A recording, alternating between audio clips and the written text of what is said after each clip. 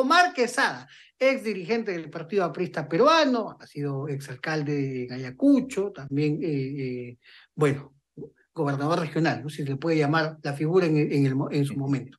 Precisamente. ¿Cómo está? Muy buenas noches, estimado Omar Quesada. Le saluda Joel Quesada, ¿no? Ahí está. Mi apellido es con Z, el de usted es con S. Pero bueno, buenas noches, bienvenido a Sol TV. Cualquier despistado diría que está haciendo nepotismo periodístico. Pero bueno, un saludo cordial a esa linda tierra liberteña. Estamos en vivo, ¿no? En todo el país, en Movistar y en Claro TV, pero bueno, en señal abierta en las ciudades más importantes del norte peruano.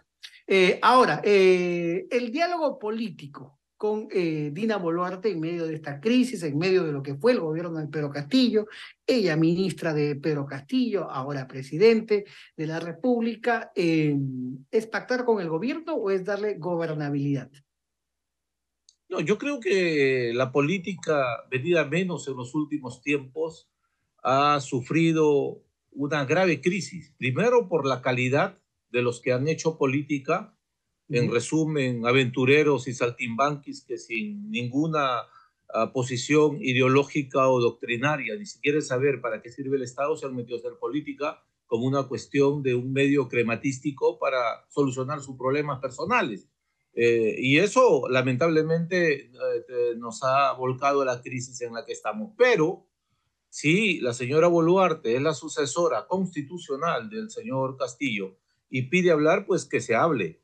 Hay que acostumbrarnos a hablar. El lenguaje parlamentario y democrático y de la política es hablar y conversar.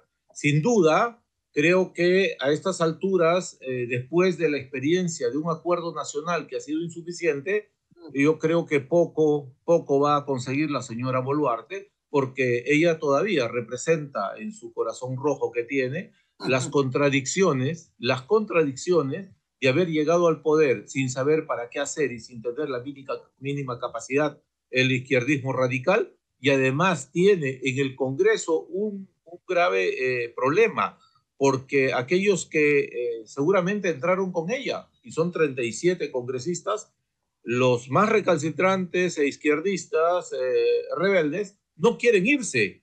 Ahí sí coinciden, derecha e izquierda no quieren irse del Parlamento.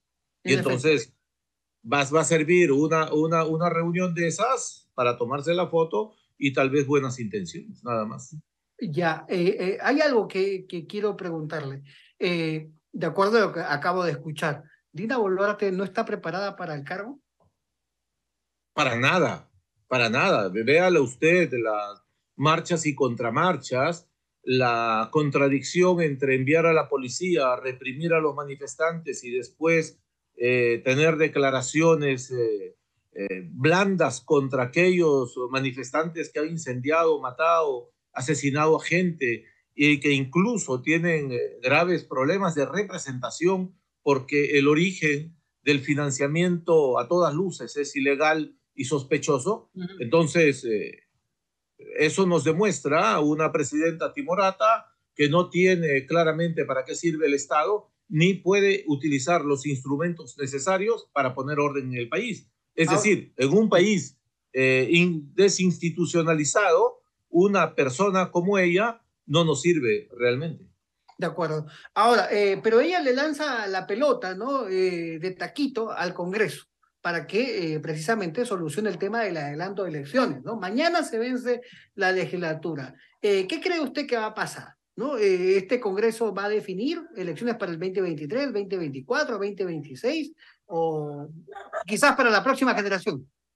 Se han puesto de acuerdo los congresistas en ponerse en situaciones distintas, es decir, han rebajado de los más de 90 votos que tenían, donde ya le habían puesto fecha para el próximo año de las elecciones generales, ahora salen diciendo cada uno una posición distinta, y lo que va a llevar a esto es que lamentablemente no va a tener ningún acuerdo. Entonces, están jugando con fuego porque la verdad es que quienes quieren que se vayan a los del Congreso y todos estos, incluyendo el mismo órgano electoral, es el Perú entero, porque en estos últimos años hemos vivido el marasmo económico que fundamentalmente lo sufren los pobres del país. Y estas azonadas en las partes sur del país que han recibido miles de millones de soles. Fundamentalmente por la cobardía y la corrupción está el país así. Necesitamos, sí, un gobierno que busque un proyecto nacional y en donde las fuerzas políticas democráticas digan exactamente qué cosa es lo que quieren hacer con el Perú. Es una grave crisis institucional la que estamos teniendo en estos momentos. Ahora, pero usted también acaba de decir que estas manifestaciones fueron financiadas. ¿Realmente fue así? ¿Cree usted que estas manifestaciones radicales pueden volver al escenario una vez más si es que mañana el Congreso no decide o si es que Dina Boluarte no renuncia? Mire, le voy a poner un ejemplo. Yo he sido alcalde de Huanta, Ayacucho, el lugar donde se mataron la mayor cantidad de personas en la época del terrorismo. Y he sido también presidente regional de Ayacucho. Sí, sí. 150 camionetas, póngale así, han sido de repente muchos más. 150 camionetas, ida y vuelta al BRAE, por lo menos pagando los peajes. Son más de 2.000 soles por camioneta. Multiplíquenlo a 150, son 300.000 soles. Ningún partido político, ninguna institución, ni siquiera ONG, puede tener esa plata para tirarla al río. Y además de eso, la gente que vino a Lima se ha visto en distintas oportunidades en las redes, han cobrado y les han pagado los días que han estado tirando piedra aquí en Lima. Sin ningún programa, ojo, sin ningún programa social. No venían a reclamar ni el agua, ni el desagüe, ni título de propiedad, ni veredas, ni electrificación rural, ni nada por el estilo, ni salud, ni educación. Venían a reclamar que lo repongan a Castillo. Es decir, reponer a un delincuente. Hay que tener mucha vergüenza para poder tener y agitar esas banderas en las calles, tirando piedras a las policías y rompiendo los vidrios de las instituciones, e incendiando y matando. Pero entonces, ¿quién organizó todo esto, según usted? Oiga, mire, el tema de la violencia política en el izquierdismo radical es una larga marcha en el concepto básico y primitivo que tienen. Es decir, siempre van a haber grupos de extremistas que van a querer desaparecer el Estado. Era el discurso de los años 80 cuando querían desaparecer el Estado burgués procapitalista y etcétera, y siempre van a existir. Son una mínima cantidad. Yo he retado públicamente al Frente de Defensa de Ayacucho, cuya presidenta ahora está presa por presuntamente volver a hacer actos terroristas, a que hagan paros. La camarada exactamente, que hagan paros. A ver si hacen y ordenan un paro voluntario, ¿cuánta gente les va a hacer caso? Son una ínfima cantidad. Pero si vienen una patota con piedras, con palos para incendiar y con armas hechizas para matar gente, pues cualquiera tiene miedo. La gente... Castillo, Aníbal Torres organizaron esta sonada violentista. Viene de antes. Viene de antes. Hay remanentes de... ya no son Sendero Luminoso, porque Sendero Luminoso era el brazo, si se quiere, la organización política, ideológica que ha fracasado rotundamente, porque no solamente ha sido un movimiento antihistórico, anacrónico, sino ha sido un movimiento besánico y cobarde. Todos los asesinatos de Sendero Luminoso fueron por la espalda. Por eso, de alguna forma, hay que tener una posición. Y si yo fui alcalde de Huanta con mi estrella, porque yo soy aprista en el pecho, y siempre valiente, fue porque hay que enrostramos y confrontamos al terrorismo. Entonces, no es que vengan desde ahora. Castillo, ¿qué podía tener de inteligencia Castillo para organizar estos temas? Pero sí hay gente que ha tenido mucho financiamiento, prefectos, subprefectos, gobernadores nombrados por Castillo, y todas las actividades que ellos hicieron, metidos en todos los ministerios para lucrar y utilizando el Estado, tratar de desinstitucionalizarlo. Esa es la responsabilidad de la izquierda comunista, que no sabe gobernar, lo ha demostrado, y que además es corrupta. Han sido los lentejeros mineros ilegales, han sido los que llegaron a la Municipalidad de Lima, y ahora está la señora Villarán presa, o bueno, con un proceso por corrupción. Es decir, la izquierda nos ha demostrado que solamente trae odio para poder animar bajas pasiones, pero al mismo tiempo hay mucha gente analfabeta, seguramente, desorientada o distraída, que piensa que un discurso demagógico y populachero puede cambiar las estructuras de la patria. A propósito de discursos demagógicos y populacheros, los partidos políticos, ¿no? Los partidos políticos, hay que fortalecerlos. ¿Qué ha pasado? Ha habido una destrucción de los partidos políticos, se han ensañado con los partidos políticos. ¿Por qué los partidos políticos están en crisis, ¿no? Acabo de hablar con Johnny Lescano, está peleados en Acción Popular, el Partido Morado no tiene líderes, acabo de conversar con su secretario general, ahora lo mismo con el APRA. ¿Qué pasa con el APRA y los partidos políticos? El APRA sí tiene líderes y no estamos peleados, ¿ah? Ojo. Hemos Ha habido desertores, ¿ah? En el norte hemos visto ahí, han formado sus movimientos, han postulado por otros partidos. Hay de todo en la viña del Señor, desde el que se va sin avisar hasta el que se va traicionando, hay de todo. Pero el APRA es una gran familia, donde también a veces podemos perdonar a nuestros hermanos, como en toda gran familia. Pero lo básico es que no, se ha demostrado que todos los países que han tenido democracias sólidas, basada en partidos políticos que tienen una orientación ideológica, que la población también tiene una cultura democrática, son los países que han sido potencia o son potencia en el mundo. Le pongo ejemplo, aquí cerca nada más, Estados Unidos y Canadá. Sobre todo Estados Unidos, a donde los comunistas que tienen plata quieren irse a vivir o a pasear y a tomarse fotos, ¿me entiendes? Vaya a la contradicción esa. Pero también Europa, España, la misma Unión Europea significó el sueño lejano de Aya de la Torre y de Bolívar por unir, cuando decía, solo la unión nos hará fuertes, solo la integración nos hará invencibles. Los latinoamericanos no lo entendimos a Aya de la Torre ni a Bolívar, pero los europeos, con mayor raciocinio, mayor experiencia y mayores ánimos, teniendo confrontaciones de religión, teniendo diferentes idiomas, es decir, lograron unirse y llegó a ser una potencia la Unión Europea. Es decir, no hay otra forma de superar la situación económica, social, cultural y hasta moral de nuestros países si es que no mejoramos una democracia que es la que garantiza no solamente los derechos fundamentales, sino que puede decir y da la oportunidad de que usted y yo podamos estar hablando, aunque yo pueda ser de oposición.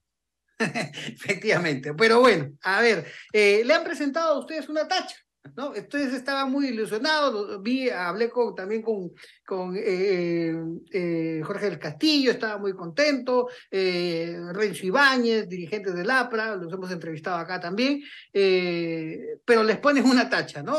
Hace unos días. Precisamente los que le han puesto la tacha al APRA tienen vínculos con Pedro Castillo. ¿Por qué? ¿Por qué la tacha? Y bueno, esta coincidencia. Bueno, no solamente una, son dos tachas.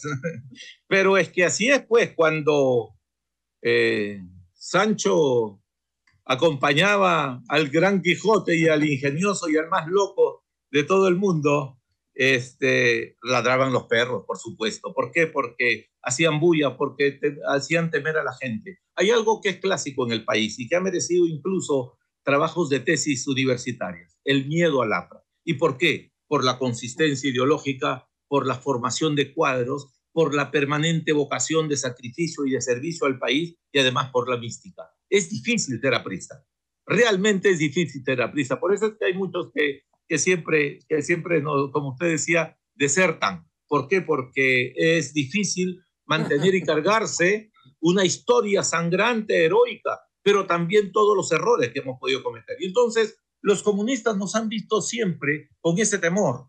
Por eso es que cuando han gobernado han buscado sacar al APRA. Y no es pura coincidencia que el señor Salas, que es presidente del Jurado Nacional de Elecciones, era dirigente comunista en la Universidad de Arequipa y que tenía las confrontaciones con los dirigentes apristas.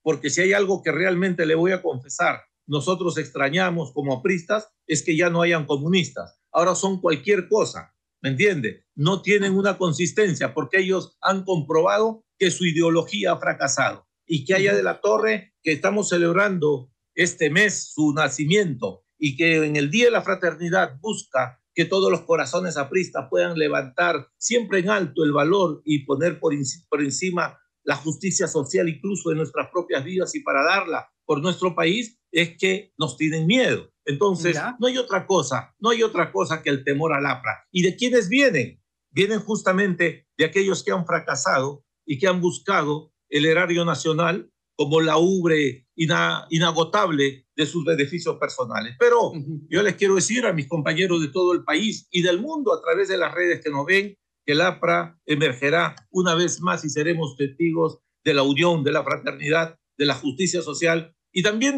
seguramente de las confrontaciones internas que nos van a hacer cada día más fuertes. El APRA tiene líderes jóvenes, nuevos, que mostrar, porque también hay críticas a la dirigencia, usted entenderá, ¿no?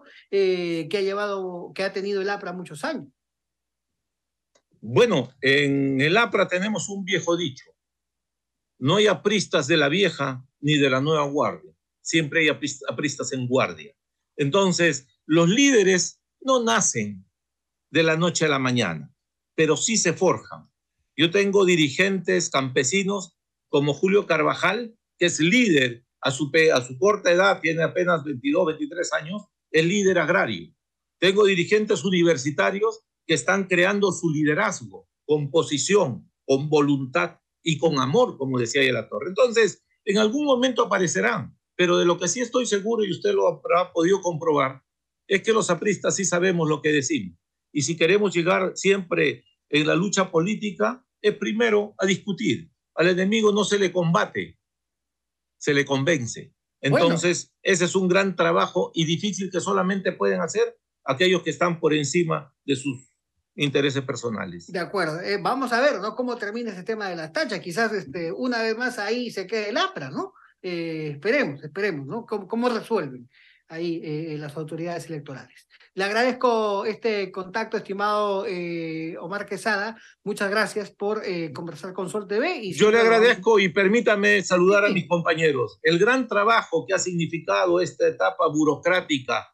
Creo que estamos pasando el largo desierto al que nosotros hemos estado condenados por los enemigos del aprismo y del pueblo. Pero, sin embargo, queda el ejemplo inmarcesible del hombre que con su pensamiento fue el mayor clarividente del pensamiento latinoamericano. Y ese hombre fue Aya de la Torre, el gran Aya de la Torre, y por coincidencia con lo que estamos hablando ahora, trujillano. Así es de que muchas gracias. Es un honor para nosotros seguir. Yo también soy trujillano, no me vayan a decir ahora aquí eres aprista, pero bueno, es trujillano, es mi paisano.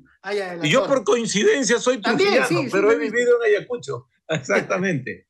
Pero igual, dicen que los guantinos nacimos donde queremos. Así es de que en buena hora que haya nacido en Trujillo. Muchas gracias, Joel. Muchas gracias y muy buenas noches. Omar